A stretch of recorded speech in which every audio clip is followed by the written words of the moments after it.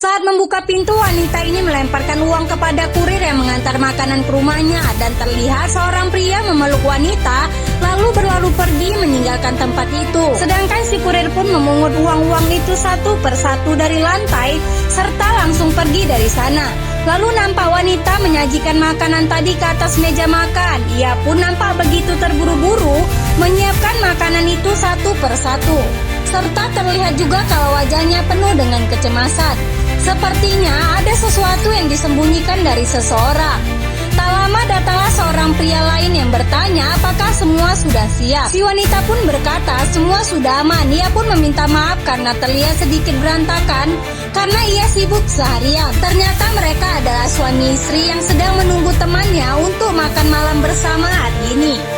Kemudian terdengar suara bel berbunyi dan benar saja teman-teman mereka yang sudah ditunggu-tunggu pun sudah datang ke rumah mereka.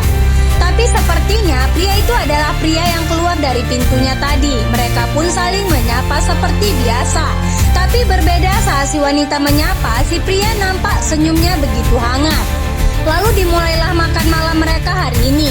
Si gadis pun memuji makanan yang aromanya begitu enak. Si suami pun berkata kalau semua makanan ini adalah buatan istrinya yang tercinta. Padahal itu semua adalah pesanan online. Namun ekspresi si gadis pun berubah di saat ia melihat cincin di tangan tunangannya itu tidak ada. Ia pun bertanya di mana menaruh cincin itu. Dan ini membuat pria sedikit gugup saat menjawab kalau cincinnya tertinggal di kamar mandi saat ia akan pergi tadi. Sedangkan si gadis pun tertawa dan berkata kalau cincin itu jangan sampai lupa atau hilang.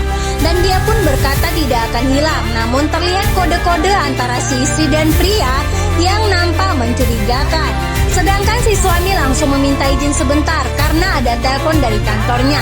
Tapi si gadis pun meminta izin juga untuk pergi ke kamar mandi. Sehingga tinggallah si istri dan si pria tadi. Mereka yang cemas mulai menerka-nerka di mana cincin kepunyaan si pria. Tadi mereka sedang asik berduaan sehingga mereka takut tak sadar kalau cincin itu terlepas. Karena bila benda itu didapati oleh suami ataupun si gadis tadi, maka akan terjadi masalah yang sangat besar. Tapi untunglah